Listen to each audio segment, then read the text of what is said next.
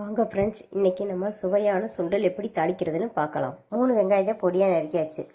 ஒரு துண்டு மாங்காய் இந்த மாதிரி சீவி எடுத்துக்கோங்க. ஒரு கேரட் இந்த மாதிரி சீவி எடுத்துக்கோங்க. எண்ணெய் நல்லா காஞ்சிருச்சு. இப்போ நம்ம கடுகை போட்டுக்கலாம். 4 வரமிளகா கிள்ளி போட்டுருங்க. இப்போ நம்ம வெங்காயத்தை போட்டு வதக்கிடலாம். வெங்காயம் நல்லா வதங்கிடுச்சு. இப்போ நம்ம கொஞ்சம் கருவேப்பிலை தழையை போட்டுக்கலாம். வேக வச்சு எடுத்த சுண்டலை இப்போ நம்ம வெங்காயத்தில் கொட்டிக்கலாம்.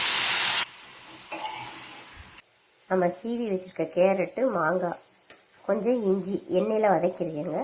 தேவையான சேர்த்துக்கோங்க. இப்போ நம்ம இஞ்சியை மேலே தூவிடலாம்.